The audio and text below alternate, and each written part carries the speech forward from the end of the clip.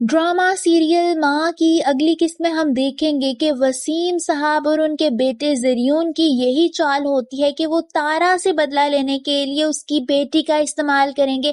ज़रियून बैठा होता है जब वसीम साहब यानी ज़रियून के वालिद उसके पास आते हैं और कहते हैं कि राहा की बदनामी के बाद ये शादी करके तुम एहसान करोगे राहा पर और मैं तारा पर एहसान करूंगा। ज़रियून भी अपने बाप की बात सुनकर मुस्कुराने लगता है क्योंकि वो भी इस चाल में बराबर का शरीक होता है, यानी वो भी सब में मुलव्विस होता है। ये सारी बाप बेटे की मिली भगत होती है। वही राहा अभी तक घर नहीं आई होती, सब लोग तशवीश में मुब्तला होते हैं। जब आसिया बेगम सबको कहती हैं कि राहा घर से भाग गई है, हर तरफ एक शोर मचने लगता है। बतूल अपनी माँ से कहती है कि राहा घर से भागी नहीं है, मेरा दिल कहता है कि कोई मसला हुआ है उसके साथ, वो बस आती ही होगी। मगर आसिया अपनी बेटी की कोई बात नहीं सुनती। उनके लिए तो ये अच्छा होता है कि राहा यहाँ से चली गई है, अब उनकी अपनी बेटी यानी बतूल का रास्ता साफ हो गया है। वही राहा को अरमान ढूंढ लेता है। अगवाकार राहा को एक जगह पर बेहोशी की हालत में छोड़कर चले जाते हैं। अरमान उसे तलाश ही लेता है। अरमान उसके पास जाता है और उसे उठाता है और होश में लाता है।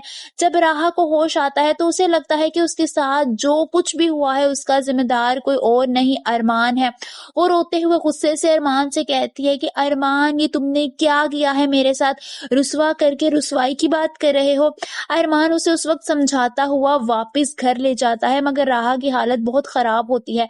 अरमान ने उसका हाथ थामा होता है, मगर सब लोग जब राहा और अरमान को एक साथ अंदर आता देखते हैं तो दोनों पे शक करने लगते हैं कि राहा अरमान के साथ भाग गई थी। अरमान ने चूंकि राहा का हाथ पकड़ा होता है तो आसिया बेगम राहा के पास आती हैं और आकर उसे बातें सुनाने लगती हैं और कहती हैं कि तुम्हें तो डूबकर मर जाना चाहिए था, तुम यहाँ बाहों में बाहें डालकर क्यों आ रही हो। वो उस पर चीखते हुए कहती हैं कि अरे यहाँ आने के बजाय मर जाती तुम। राहा बेबसी से अपनी मुमानी को देखती है जो उसके बारे में ऐसी बातें कर रही होती हैं।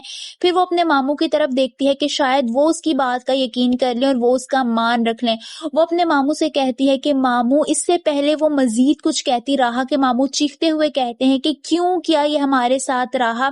राहा डर जाती है, यहाँ तक कि तारा भी बहुत ज्यादा सहम जाती है।